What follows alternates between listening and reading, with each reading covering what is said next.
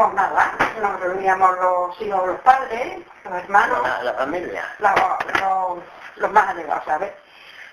Se mataba un cerdo que lo engordábamos con patatas, con centeno y con maíz.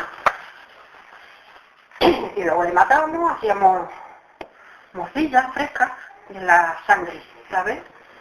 Y luego después se hacían de patatas, calabazas y el gordo del cerdo.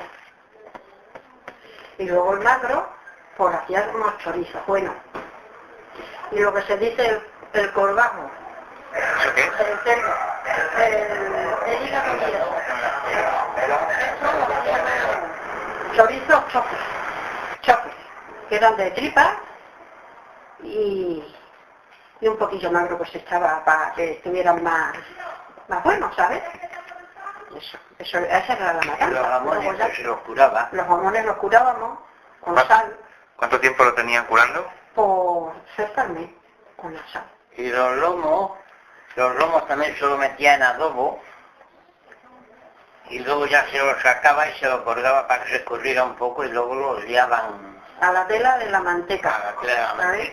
Se quitaba la tela de la manteca para hacer los lomos, la manteca. Y luego la tela esa, pues allí liábamos los lomos.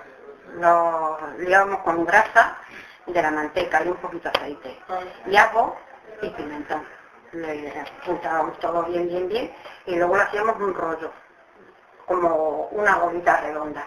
Se la ataba y luego ya, pues que ponías la tela de la manteca y luego después la cruzábamos con unas cuerdas y hacíamos como vamos de silleros, ¿sabes?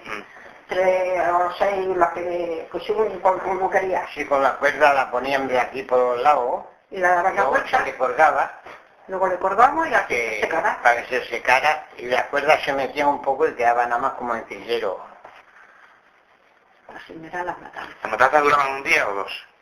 ¿Las qué? Las matanzas, ¿duraban un día o dos? Uy, 2 días. 2 días. Para preparar antes y luego el día de la matanza y luego los hermanos a lo mejor, los padres con los hijos, se tiran los otros días. O sea, Para recoger. podría ser hasta 3 días. Casi 3 días.